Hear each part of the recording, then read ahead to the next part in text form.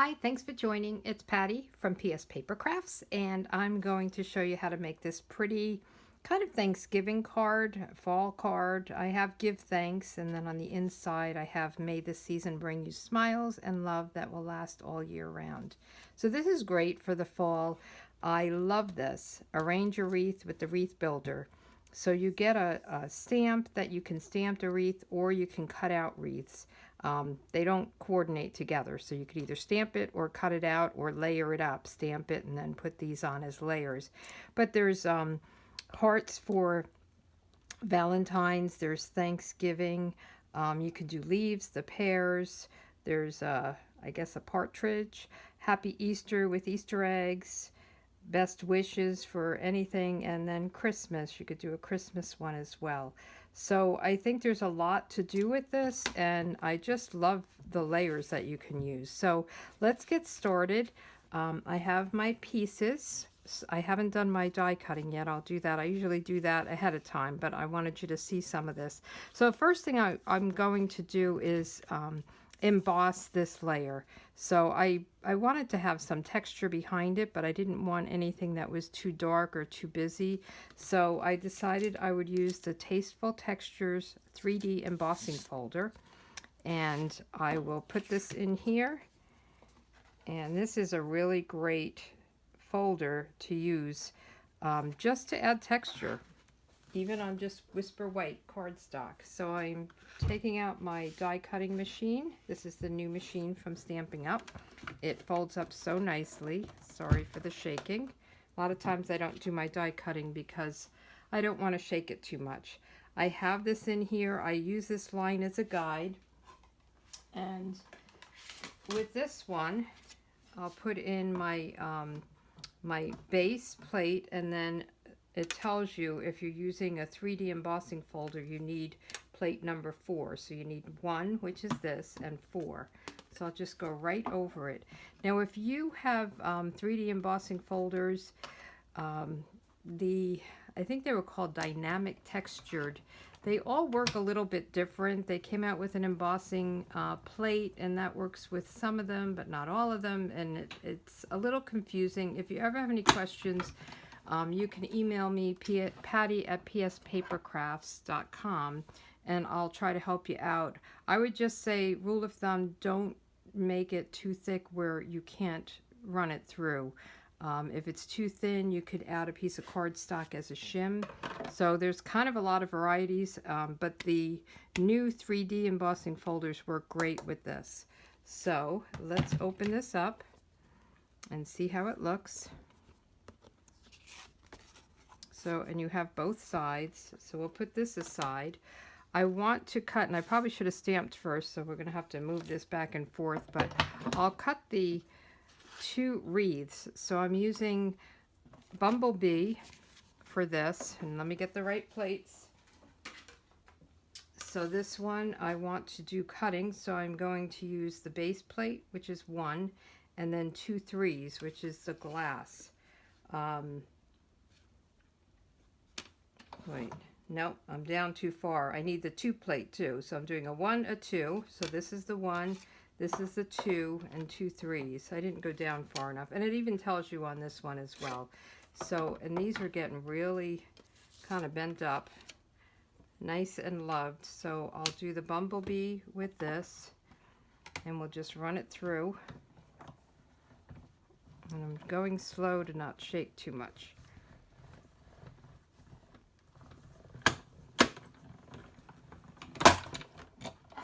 Lots of popping. So we have this piece cut out, and you just want to, the pieces kind of get all caught here, so you just want to be gentle and pull it apart. Okay, and then I'll punch out some of these when we're done. I want to do the green one now. So let's push this through. I like to go from, you can go back and forth, but I like to go one side at a time. So I'll be using this one, the leaves, and I played around with a couple of greens, and I ended up with garden green. I tried Just Jade, but I wanted something a little bit more dark and vibrant, so I went with the garden green.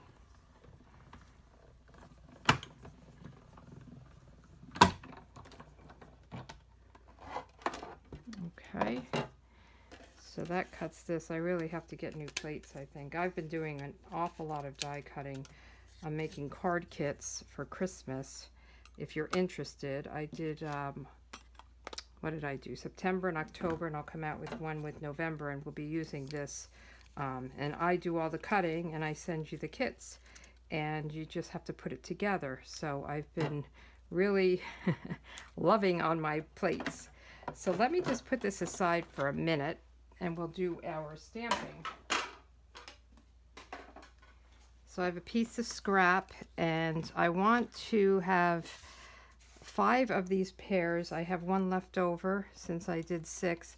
What this is great. It lets you do 2 at a time, and I have it already out, and I'm using Pear Pizzazz because it's a pear.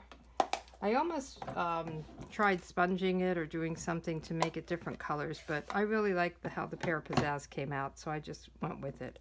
I even did a second, stamped off to get a lighter color, but as this dries, it's not so dark. So we have 4, and that will be number 5. So we've got that, and let me just pull this apart, and then I'll get I had it apart, and I laid it down, it went back together again. Just want to be a little gentle with it. And then I want to just poke out some of these. Oh, things are flying here. I'm all thumbs today. This piece is just sticking in the back. And we've got one here and here.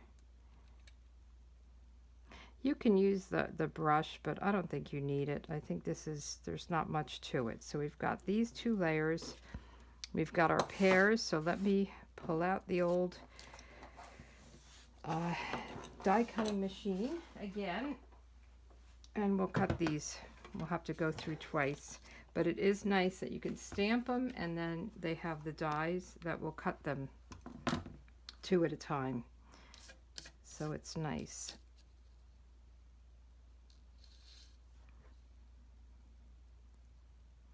I think my next order I will get more plates.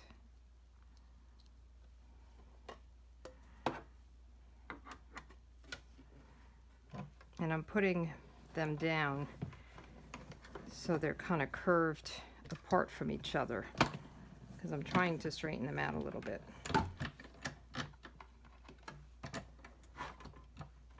So see, they're bowed that way. And we've got 2 pairs, and we'll do 2 more.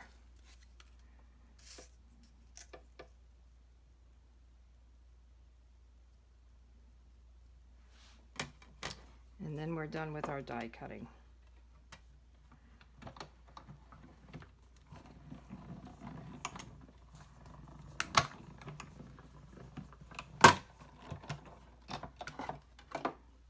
All right, so let's put this away. Get our pairs out. Get rid of this.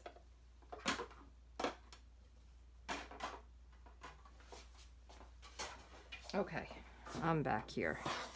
So let's get rid of that. We have our pairs, 5 of them, and I want to do our sign here. So what I want to do is just stamp this background piece, and I'm using Bumblebee, but I want it to be very light. So I'll stamp it off first.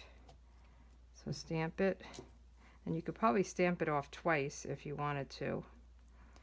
And I'll just stamp it down. And then I'll put our sentiment with garden green, and it goes right over it. So I think it could go a little lighter, but I thought this was good. It kind of coordinates with the background layer of the bumblebee on the wreath. All right, so I used my little trimmer. You could use your regular trimmer if you have one of these. You can definitely use this. So I'll just trim this down. And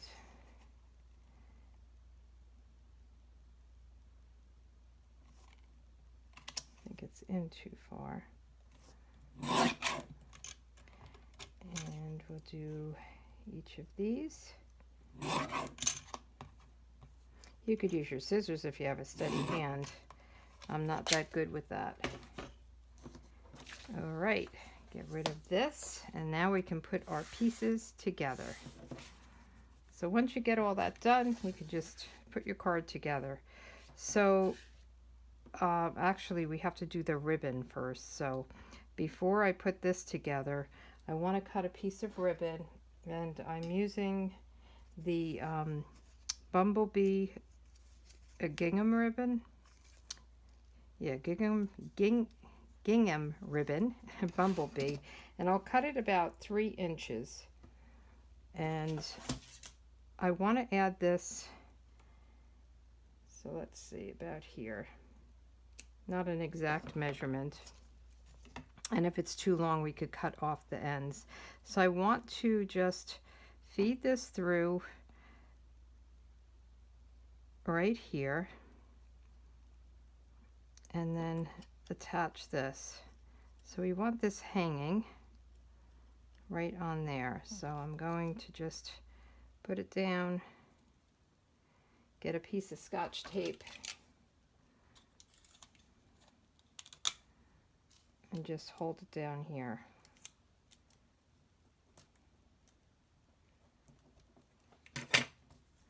And then we can attach it.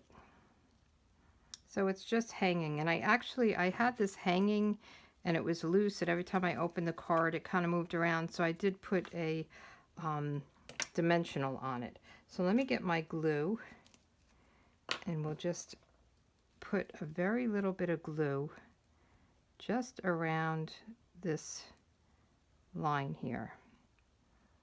I don't want to glue the leaves because it doesn't line up 100%. So we just want like kind of the circles to meet. And I want it offset a little bit.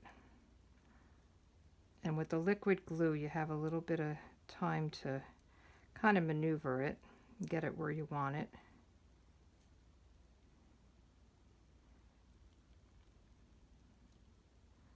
Okay, so that looks good.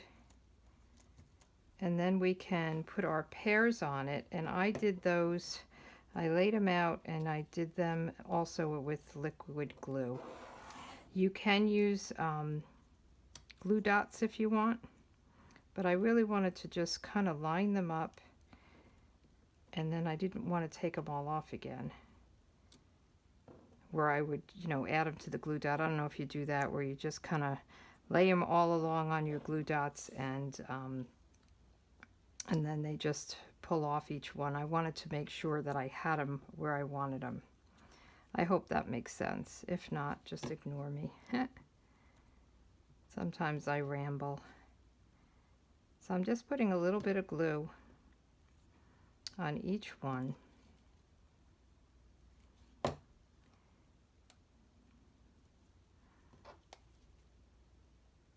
And you can put as many or as few as you want. I thought 5 was a good number.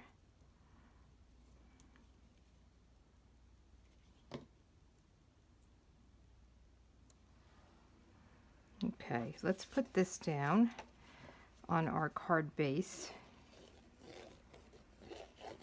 I've got the inside layer there. So let's just center this right here, like that. Okay, and then we can put this down, and then I'll lift that up and put a glue dot on, or a dimensional under it. So again, I'm just kind of going around the circle.